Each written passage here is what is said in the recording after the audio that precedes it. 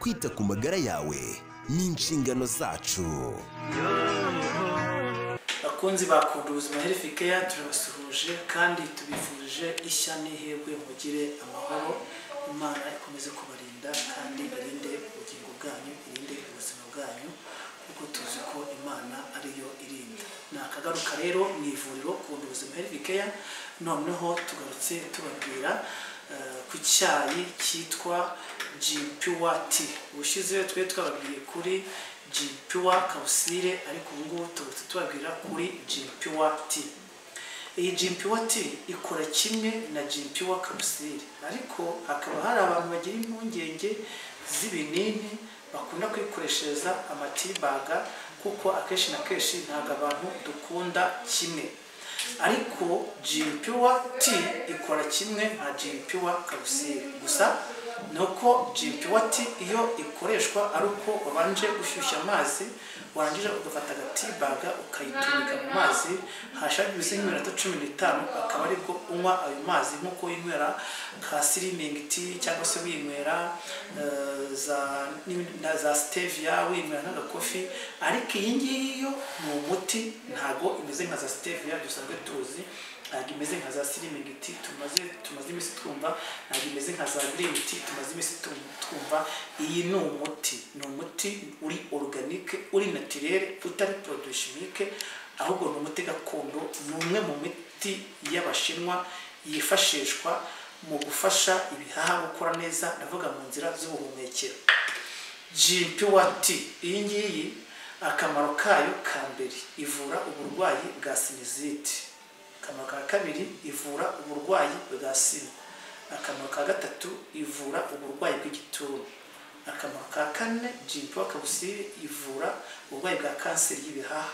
Akamaro ka gatanu, G-Pure Tea ivura bronchite, hari amasinisi aba afite ibibazo, noneho iyi G-Pure Tea ikagenda ikajya kuyasana.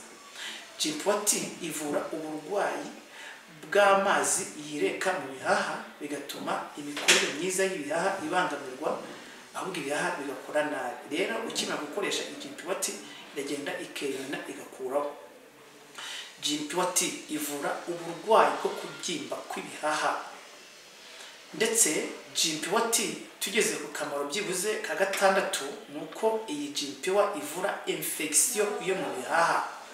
Ku bantu bagira ikibazo cya infection mu bihaha, koresha iyi G-Pure Tea iragufasha. Ndetse abantu bagira ikibazo cy'umwuka muke wa oxygene, ako ni akamaro ka karindwi. Iyi G-Pure Tea yongera umwuka mwiza wa oxygene. Tuzi ko umuntu ahumeka umwuka mwiza wa oxygene agasohora gaze carbonique. Rero iyi G-Pure Tea yongera umwuka mwiza wa oxygene, ibihaha bigakora neza, ugahumeka neza, ugakora siporo uri fit. Ndavuga ko sportive, iyo ukora siporo ugakoresha iyi G-Pure Tea cyangwa ugakoresha G-Pure Capsule nkuko twayivuze ko gushize, biragufasha cyane kugira ibihaha bizima, kuryo ushobora kwiruka nk'ibirometero 100 utarahumagira, utararuha, bitewe nuko inzira z'ubuhumekero zose zikora neza. G-Pure Tea ivura uburwayi bwa kanseri y'ibihaha nabivuzeho, ndetse by'umwihariko iyi G-Pure Tea ivura kubyimba kw'ibihaha. Iyi G-Pure Tea ifasha kuri appareil respiratoire ou bien voie respiratoire. Indwara y'ibihaha ireze muri iyi minsi, iri guhitana abantu benshi. Ni ngombwa ko ukimara kubona ko watangiye guhumeka nabi, gana muganga ubifitiye ububasha agusuzume, arebe ko ibihaha byawe ari bizima. Nasanga ari bizima ubishimira Imana, nasanga birwaye uze tugufashe, tuguhe umuti uri organique ukozwe mu bimera witwa G-Pure Tea. Wagana n'ivuriro rikwegereye bakagukorera isuzuma consultation, bakaraka ibihaha byawe ari bizima, bakaguha imiti ugakira. G-Pure ikozwe mu cyatsi cyitwa G-Pure nk'uko bisanzwe bizwi.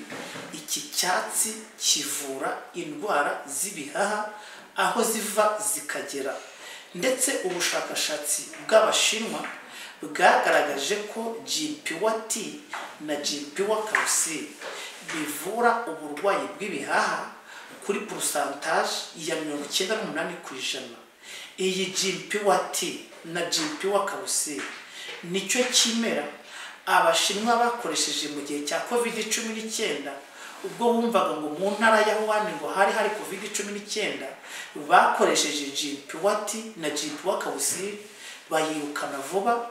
Ntabwo bakoresheje indi miti isanzwe cyangwa se ibindi bundi bushakashatsi bundi, bakoresheje ubushakashatsi bwabo bw'ibimera bavumbura ko Jimpiwa Tea na Jimpiwa Kapusine ari umuti organic, umuti mwimerere ukozwe mu bimera uvura ukanarinda uburwayi bw'ibihaha harimo na COVID-19 ndetse na za kanseri z'ibihaha n'amasima, sinezite.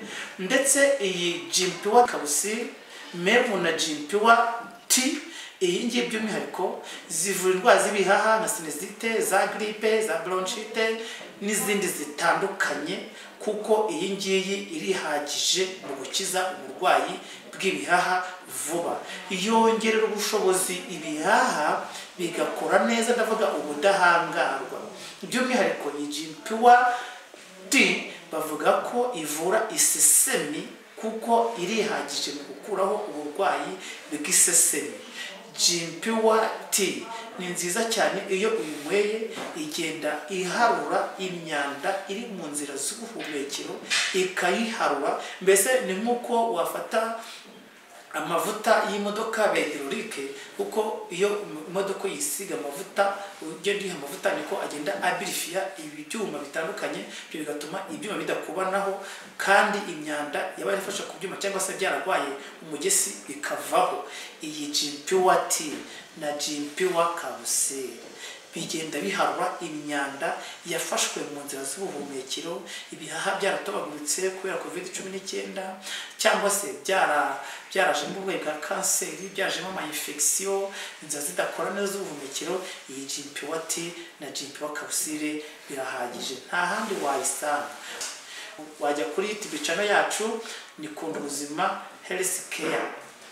Kindi by'umwihariko wajya kuri Instagram, wajya kuri Facebook, wajya kuri Twitter, wose ni ivuriro Kunda Ubuzima Health Care cyangwa Kunda Ubuzima Eric cyangwa muganga Eric Abizera. Ngiye nitwa Eric Abizera, ubaganiriza ni ngewe ubagezaho inyunganabire nziza zikozwe mu bimera zirinda kandi zikanavura. Reka nongere nsubiremo, mwaduhamagara kuri 0 56 86 cyangwa mugasoma website yacu ni wa3kundubuzima.rw.